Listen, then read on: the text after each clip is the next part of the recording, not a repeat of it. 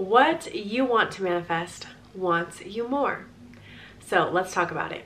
I have this perspective about how manifestations come about and where desires even stem from.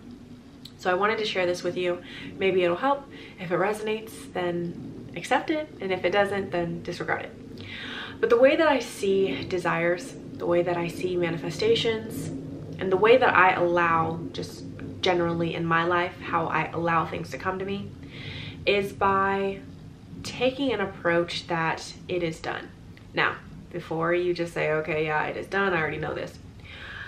Before we go any further, I want to talk about the idea of Adam and Eve, okay? Going way back. The idea that's presented in the Bible regarding Adam and Eve. When God is making everything, he's creating the worlds, the sun, the moon, the skies, heaven and earth. When all of this is happening, the very last thing that God does is create humans on the sixth day. The number for a human, in numerology, when we look at what different numbers mean, humans represent the number 6. And then on the 7th day, that is the Sabbath. So that's the day of rest. Now, the day of rest is because it's already done.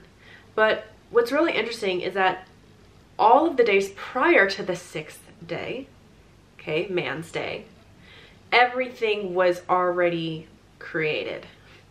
So I think you guys can catch what I'm trying to say, but if not, I will explain it further. Supply precedes demand. We, as humans, came down on this earth with everything we could possibly need.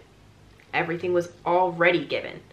So before you ask, before you call, the supply has been created.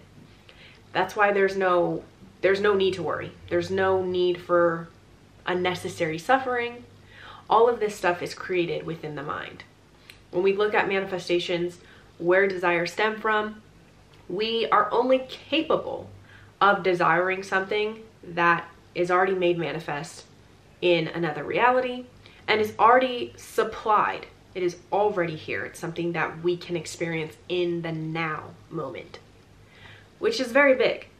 This perspective has allowed me personally to relax a lot more, because when you hear people talking about it's not a trying process, when you hear people talking about, oh, I didn't take any action in the 3D, but you still feel like you need to take action, this is something that you can ground yourself in to help yourself understand that it really is already done.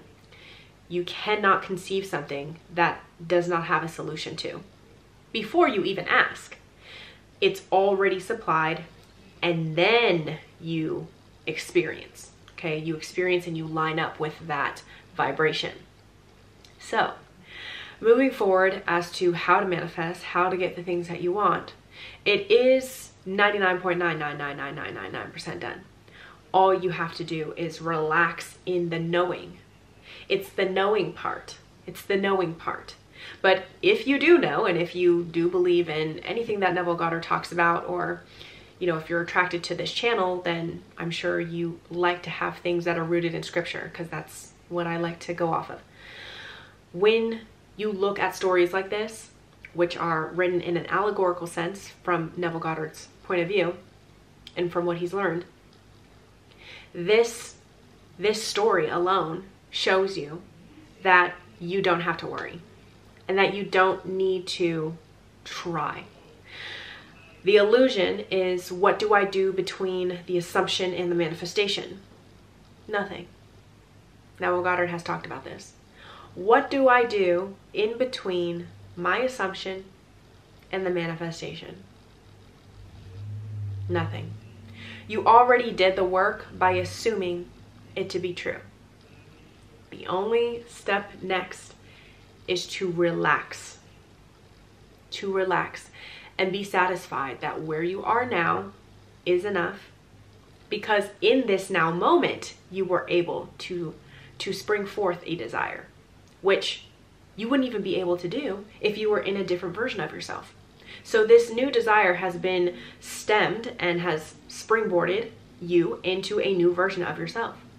So being grateful and present for the circumstances that have allowed you to create a desire will thus allow you to reach the manifestation. That's all I've got to say in this video. I hope you guys are having a wonderful and blessed day. I'll see you guys in the next one. Love you.